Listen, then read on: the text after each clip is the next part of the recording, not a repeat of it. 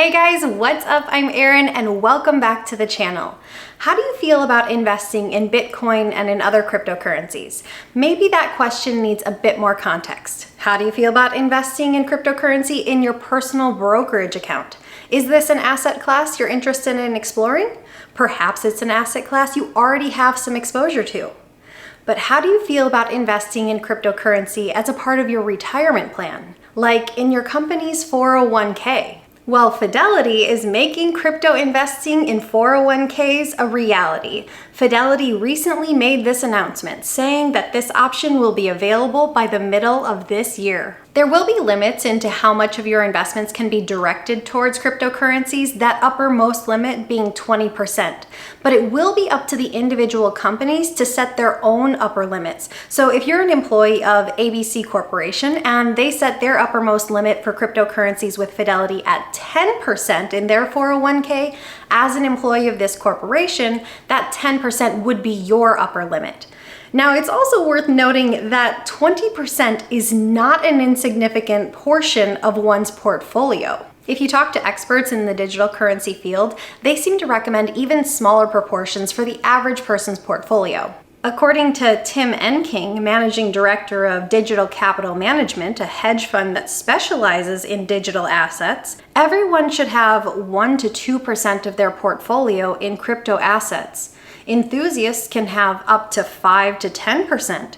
Anything more than that should be reserved for true experts and devotees. So basically, if you're going to invest a large portion of your portfolio into an asset class, like 20%, you want to make sure you have more than just a cursory understanding of the subject. Now, why would someone say that everyone should have a 1 to 2% exposure to cryptocurrencies? Well, there's a couple reasons. Bitcoin and other cryptocurrencies thus far have been non-correlated assets. Assets that are correlated tend to move together in the same direction with the overall broader market. Assets that are not correlated don't tend to move together. That is to say, the movements of one don't affect the movements of the other. Some examples of asset classes would be stocks, bonds, real estate, gold, and yes, cryptocurrencies. Yes, you are getting a small level of diversification when you buy stocks of different types, like utilities and healthcare and tech and blue chips. But while they are in different industries, they're part of the overall stock market, and market swings tend to affect all stocks in a similar fashion, at least in the short term. So if some news comes out on the macroeconomic level about rising unemployment rates, interest rates, or civil unrest, this will tend to have a negative impact on the whole stock market. So while there is a certain level of diversification within these individual stocks, they are correlated and they will tend to move together. Real estate and the stock market are only considered slightly correlated, as real estate is less tied to macroeconomic news and more tied to long-term leasing rates.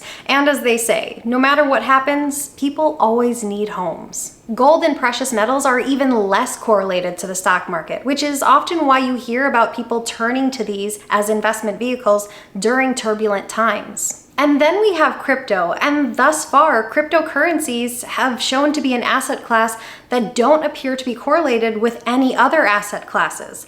It is important to note that all cryptocurrencies do seem to be related to Bitcoin. If Bitcoin rises, other cryptos rise in value. If Bitcoin reduces in value, so do other cryptocurrencies. So having some exposure to this asset class could reduce the overall volatility of your portfolio. Having exposure to different asset classes and different asset classes that are not correlated can help to give you a smoother ride over time, avoiding those extreme upswings or extreme downswings. Because if you have a portfolio that is 100% stocks and the stock market tanks, well, guess what? So too does your portfolio. But if you have some exposure to real estate and bonds, and yes, even crypto, if the stock market is tanking, perhaps some of those other asset classes are performing well. And because they're performing well, maybe they can prop up your portfolio. And number two, cryptocurrencies have an uncertain future. The easiest way to say it is that cryptocurrencies are speculative at this time. Are they just a fad? Are they in a bubble? Or do they represent the future of money? Some speculate that Bitcoin can revolutionize our world, completely changing our monetary system and rising in value all the way to $100,000. Others say it lacks any intrinsic value whatsoever. But who knows? Making the argument that you should have a small amount in your portfolio allows you to potentially participate in an unlimited upside, but it also protects you from totally losing your shirt if it all goes bust. It's worth pointing out that at this time, Fidelity will only be allowing investors to invest in Bitcoin. There are, in fact, hundreds, if not thousands, of different cryptocurrencies available these days, with more being created on a regular basis. Bitcoin has been around the longest, and many say has the most promising future, as it was created back in 2009, so it's hard to believe that it's been around for over a decade. As it is Fidelity who will actually be holding the Bitcoin and thus be responsible for securely storing the asset. One thing's for sure, as time has gone on, cryptocurrencies have become more and more mainstream.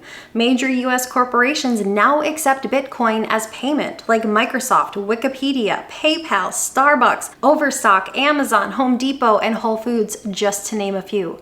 Many prominent figures and billionaires admit to investing in it, like Elon Musk and Shark Tank's Kevin O'Leary and Mark Cuban. In fact, over $30 billion was directed to cryptocurrencies just last year. Now, I'm not saying that that makes it a good investment, it's just evidence that it is going or has gone mainstream. The fact of the matter is, as more and more companies recognize it as a legitimate source of payment, the more likely it is to be seen as a currency. And Fidelity is the first major financial institution to allow investing into cryptocurrencies in 401ks.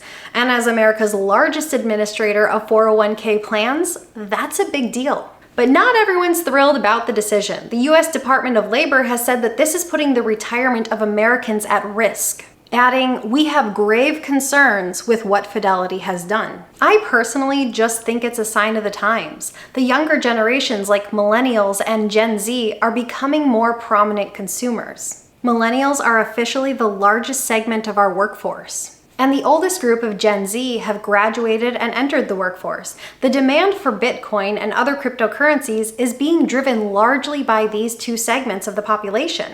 In fact, 94% of all crypto purchases are made by those in the millennial and Gen Z group. 94%!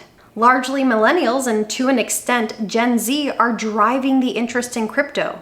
And if they are demanding that it be an option for investments, why would Fidelity not answer the call?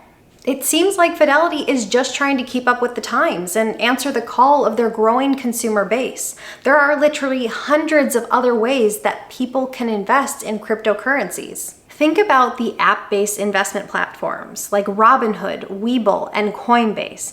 All of these are directed at millennials and Gen Z. Robinhood has almost 23 million users.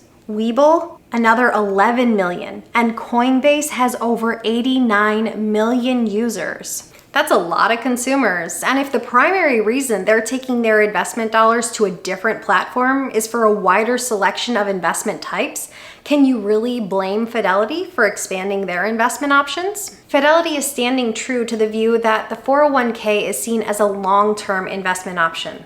They are actively going to limit how frequently their customers can trade their crypto investments, stating, "We designed this from the point of view of investors that look at Bitcoin as a long-term retirement savings opportunity. It is not for intraday trading or someone looking to trade on market swings."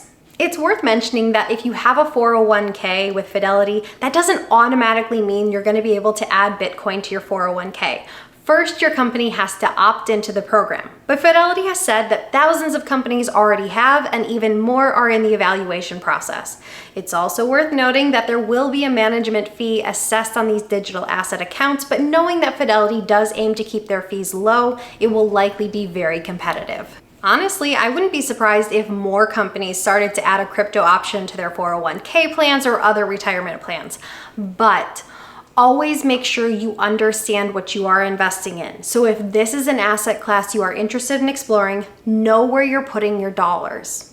And if you're looking to gain a better understanding of Bitcoin and all things crypto, you can visit Skillshare. Skillshare has thousands of classes, including several on how to understand all things crypto. Whatever your interest, whatever your stage of life, Skillshare has a class for you. Skillshare offers thousands of inspiring classes for creative and curious people on topics including illustration, design, photography, video, freelancing, and more. Members get unlimited access to classes with hands-on projects and feedback from a community of millions, all presented completely ad-free. Most classes are under 60 minutes with short lessons to fit any schedule and any skill level, from dabbler to novice to pro. The first 1,000 people to use the link in my description box or my code will get a 1-month free trial to Skillshare. So what do you think about investing in cryptocurrencies in 401ks? Is it something you would try? Let me know in the comments down below. I post new videos every single week. If you got anything at all out of this one, please give it a like. If you're new here, please consider subscribing. Or if you know of anyone who might get something out of this type of content, please consider sharing. I hope you have a great week, and I'll see you soon. Bye.